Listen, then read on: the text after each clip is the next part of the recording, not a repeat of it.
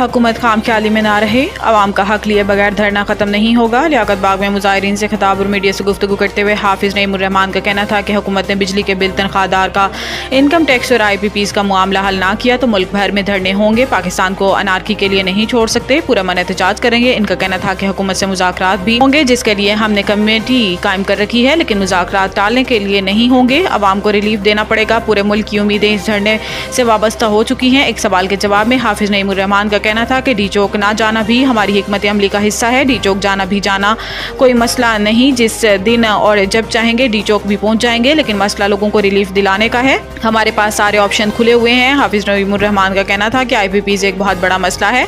IPPs को लगाम देना चाहते हैं जो अवाम का खून निचोड़ रही है। IPPs के सरकर्दा लोग हर हुकूमत में नजर आते हैं। जो IPPs गैर मुल्की हैं, इनसे भी मुआहिदे पर नजरसानी होनी चाहिए। इदारों से दरख्वास्त है न्यूट्रल हो जाएं, लोग समझ रहे हैं कि हुकूमत को लाने वाले आप हैं।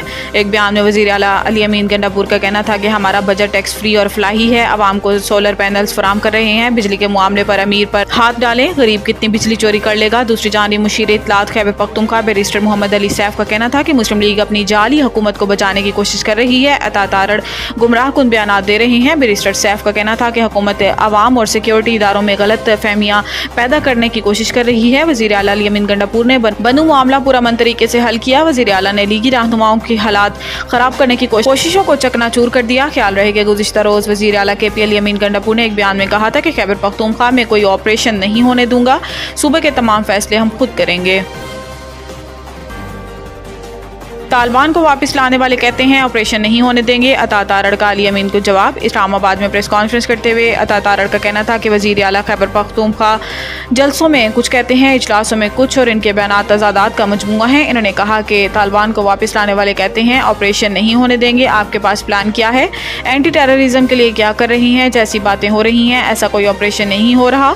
वज़ीर इत्तलात का कहना था कि सिक्योरिटी के हवाले से चंद लोग गैर ज़रूरी बातें कर रही हैं। अमन की सूरत हाल और इदारों को बर वक्त निशाना बनाया जा रहा है। क्या अमन के लिए हुकूमती रेट कायम करना होगी।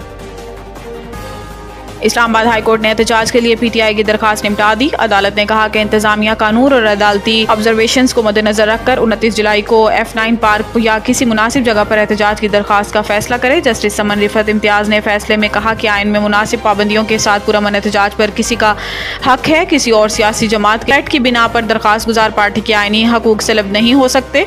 वाज़ेह रहे कि तहरीक इंसाफ ने जुमा को इस्लामाबाद में एहतजाज मौखर करते हुए कहा कि अदालती हुक्म के एहतराम में जलसा पीर तक मौखर कर रहे हैं।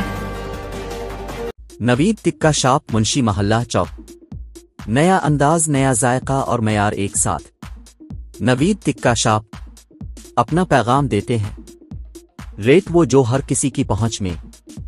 नवीद टिक्का शॉप की नई आइटम में फिश टिक्का, चिकन पकौड़ा, सज्जी, चिकन टिक्की, आलू चिकन टिक्की, शामी कबाब, बेहतरीन और साफ सुथरा माहौल, जायकेदार बेहतरीन खानों का मरकज, एक बार जरूर आजमाएं।